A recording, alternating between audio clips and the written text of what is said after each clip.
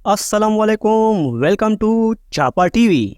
दोस्तों, एक ऐसा आदमी जिसे बुचर ऑफ रोस्तव यानी रोस्तव शहर का कसाई कहा जाता है। ये कहानी एक ऐसे जालिम सीरियल किलर की है। इस आदमी का नाम आंद्रे है।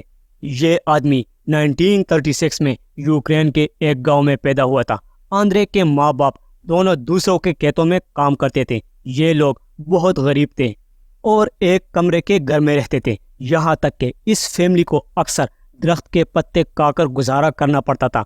दोस्तों, आंद्रे की माँ इसको बचपन से ही एक अजीब बात बताती थी। ये कहती थी कि तुम्हारा एक बड़ा भाई था जिसे हमारे पड़ोसी मार कर खा गए क्योंकि इनके पास खाने को कुछ नहीं था।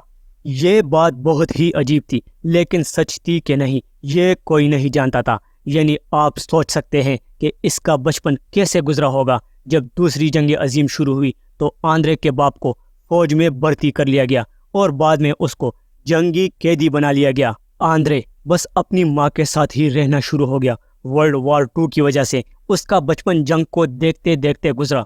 इसके स्कूल में बच्चे इसका मजाक उड़ाते थे। इन सब बातों का असर आंद्रे के जहन पर पड़ रहा था। ये किसी को बताता नहीं था, लेकिन इसके अंदर एक गुस्सा बढ़ता जा रहा था।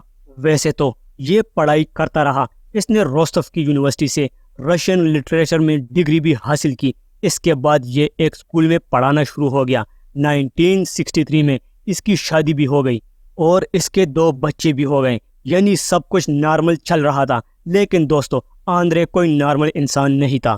इस बात का एहसास लोगों को तब हुआ जब आंद्रे ने अपने स्टूडेंट को स्कूल में बुरी तरह से मारता था। इस वजह से इसको स्कूल से भी निकाल दिया गया, लेकिन इसका कोई फायदा नहीं हुआ।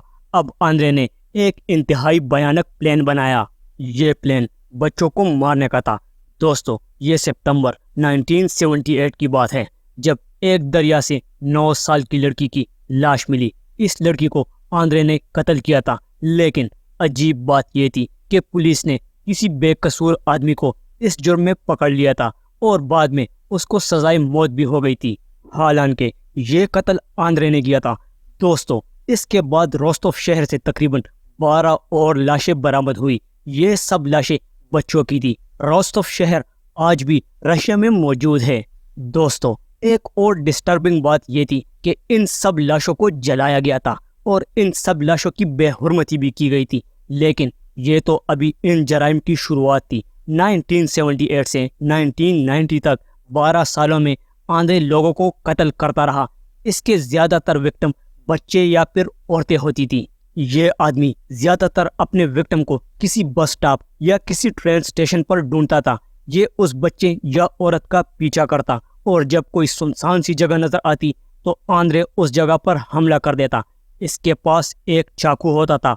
दोस्तों, लोगों को मारने के बाद ये इन लोगों की आंखें निकाल देता था। आप सोच सकते हैं कि ये आदमी कितना खतरनाक था। दूसरी तरफ पुलिस 12 साल तक इस सीरियल किलर को ढूंढती रही जो कि आंद्रे था, लेकिन ये पकड़ा नहीं जा सका। 12 सालों में आंद्रे 56 लोगों को कत्ल कर चुका था। ये तादाद इसने बाद में पुलिस को खुद बताई थी। बहरहाल सोवियत यूनियन यानी रशिया की पुलिस बहुत परेशान थी। अजीब बात यह थी कि इस दौरान इन्होंने कई दफ़ा आंद्रे को शक की बिना पर अरेस्ट भी किया था, लेकिन इसके खिलाफ कोई सबूत नहीं मिलता था और इसको छोड़ दिया जाता था। लेकिन नवंबर 1990 में आखिरकार आंद्रे को पकड़ लिया गया। दोस्तों, नवंबर 1990 में आंद्रे ने अपने आखिरी विक्टिम को कत्ल किया था। ये एक औरत थी, लेकिन इस कत्ल के बाद पुलिस ने इसको क्राइम सीन के आसपास देख लिया था।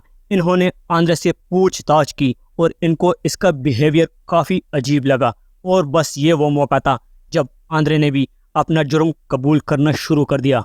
दोस्तों, ये केस इतना शॉकिंग था कि बाकायदा एक साइकाइट्रिस्ट को आंद्रे के पास भेजा गया ताकि समझा जा सके कि ये जालिम आदमी क्या सोचकर ये कत्ल करता था। यहाँ तक कि जब आंद्रे को अदालत में लाया गया तो इसको एक स्टील के पिंजरे में बंद किया हुआ था क्योंकि ये बहुत ज़्यादा वायलेंट हो रहा था। ये अदालत में अजीब ज़बान में बात भी शुरू कर देता था। बहरहाल आंद्रे को सजाए मौत सुना दी गई।